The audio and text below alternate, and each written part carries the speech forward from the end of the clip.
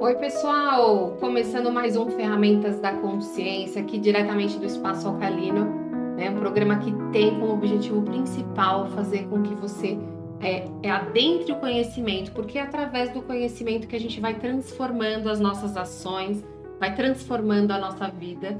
E é esse nosso propósito aqui, né, José? Sim. E hoje a gente tem o grande prazer de receber a amiga Gisele Garofalo, psicóloga, neuropsicóloga e especialista na saúde do idoso. Obrigada, viu, Gisele? Eu que agradeço pelo convite, obrigada, o prazer é meu. E a gente, pediu para ela para a gente conversar sobre um assunto que é sempre muito importante. A gente não cansa de falar sobre depressão, né? E assim, de uma maneira muito aberta, porque a gente sabe que mesmo se falando tanto, né, Gisele, ainda existe um tabu em cima desse assunto. Muito grande. Então, nada como a gente olhar para isso de verdade, né? Ainda mais a Gisele, que é especialista na saúde do idoso, como que a depressão interfere aí na qualidade de vida desse idoso, né? E como a gente pode também melhorar isso. Mas nós vamos falar em relação à depressão, em relação a todas as idades. Depois ela vai dar um plus aí sobre essa questão do idoso, já que ela tem essa experiência tão vasta, né? Gisele, se a gente pudesse começar, vamos começar pelo começo, né? O que é depressão? Bom, Catarine, depressão é um transtorno mental, né, psiquiátrico, que ele é classificado dentro de humor. Depressão, para muitas pessoas, pode parecer apenas tristeza, muitas vezes tem um tabu grande dizendo que é falta do que fazer, e etc, mas a gente sabe que é uma doença tão séria, tanto que ocupa uma das preocupações da OMS. A OMS, ela passou a se preocupar com a saúde mental justamente pelo aumento da incidência de depressão na população mundial, não é só aqui do Brasil. E isso não está relacionado à faixa etária, né? Não. Que é uma coisa bem até importante da gente falar. Crianças apresentam hoje depressão. Crianças apresentam depressão, né? E é uma situação bastante complicada, porque a criança, ela muitas vezes acaba sendo, não vou dizer negligenciada, mas acaba tendo um subdiagnóstico, né? Por quê? Porque, mãe, é irritação, é birra, é manha, é fase. E aí, muitas vezes, essa criança está doente. Eu atuei em um hospital que nós tínhamos crianças de 9 anos com tentativa de suicídio. Então, assim, a gente sabe que depressão é uma doença e tem que ser considerada como tal, com toda a seriedade, com todo o cuidado de saúde, principalmente com a atenção, tanto da equipe de saúde quanto da família. E a gente pega uma criança de 9 anos, se a gente começar com esse exemplo, é a fase do auge da criança, né? Ela já desenvolveu ali todas as suas habilidades, então brinca, sobe, o que a gente fala, né? Às vezes brincando, criança que não faz bagunça, tem alguma coisa errada, que não sobe, que não desce, que não faz aquele estardalhaço na casa. Então, talvez também observar essa criança muito quietinha seja um dos sintomas aí. Se você pudesse falar, por exemplo, os pais estão ouvindo, estão falando das crianças, o que eu posso ficar atenta, né? Pra desconfiar. Quando que a gente desconfia de um diagnóstico em uma criança? Quando a criança fica muito quieta, quando a criança ela quer ficar sozinha. A gente hoje tem um problema que são as telas, né? A dependência tecnológica ela é bastante complicada no nosso contexto. Porque muitas vezes os pais pensam, tá assistindo um programa, tá assistindo um desenho, e às vezes a criança ela tá imersa num conteúdo que não é tão positivo.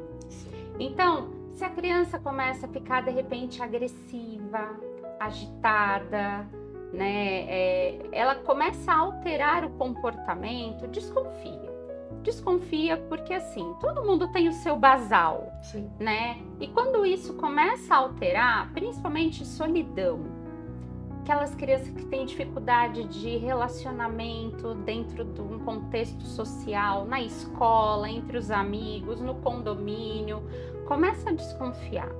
Chama pra sair, a criança não quer ir, quer ficar em casa, Exato. Não quer tomar banho, não quer se trocar, não quer se, né? Aquela coisa do simples mesmo. Sim. A rotina, né? Se começou a interferir na rotina, começa a desconfiar. é o que eu sempre digo. A gente conhece, todo pai e toda mãe conhece o seu filho. A partir do momento que você começa a desconhecer determinados comportamentos, não pensa que é simplesmente da idade, não pensa que é uma fase, vai investigar. Tem uma depressão ou tem várias depressões, Gisele? São várias depressões. Na verdade, assim, o transtorno depressivo, ele tem diversas classificações. Nós temos desde uma depressão, episódios depressivos, que não necessariamente é caracterizado como uma depressão, né, em si, propriamente dita. Como também nós temos graus, vamos chamar assim, níveis, né, depressivos, depressão leve, depressão moderada, grave. Dentro de grave, com sintomas psicóticos, que são sintomas atípicos, né? São sintomas que a gente fica um pouco preocupados, que não são característicos do transtorno depressivo. Quais são os sintomas depressivos? Então, isso varia muito de faixa etária. Então, por exemplo, vamos falar de um adulto. O que a gente conhece como depressão?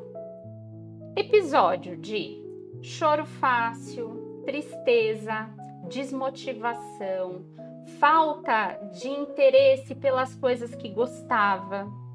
Isso é muito importante. Aumento ou diminuição de apetite, perda ou qualquer tipo de alteração de sono, né? A pessoa pode dormir demais ou a pessoa pode dormir menos, que é o que a gente chama de hipersonia, e a insônia. E temos um problema. Qual é o problema? Muitas vezes os sintomas se confundem com outras doenças, como ansiedade, demência. Então eu posso figurar por todas essas variedades, né, de alterações mentais psiquiátricas, e para você definir só o tempo de observação, né? Pelo menos 2 semanas de sintomas, com sintomas, tá? Para a gente definir como episódio depressivo, tem que ter permanência de 2 semanas, pelo menos, dos sintomas. E esses sintomas, como eu disse para vocês, ele vai variar de acordo com a faixa etária. Em geral, são esses. No idoso, a depressão é atípica. Por quê? Porque no idoso aparecem as dores, a irritabilidade, a impaciência e também déficit de memória, que é uma coisa, por isso que a gente fala que a depressão pode ser confundida com a demência. Sim. Olha que me surgiu aqui. A depressão, ela aparece do nada ou ela pode sim surgir de algo que ocorreu e ela se manifesta a partir daí? A depressão, eu falo, na verdade, assim, nenhuma depressão é do nada.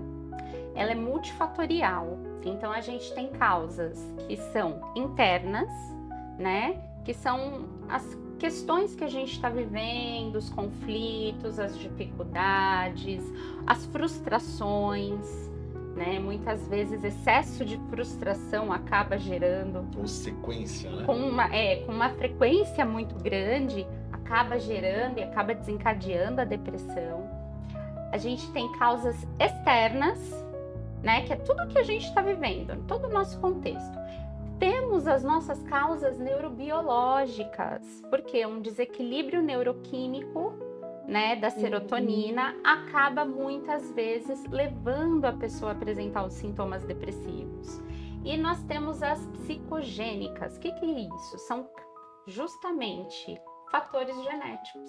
Se alguém na sua família, não necessariamente sua mãe, não é hereditário, é genético. Então, assim, não necessariamente sua mãe, mas a sua tia-avó distante, né, uma bisavó, teve, a probabilidade de você ter um episódio depressivo aumenta.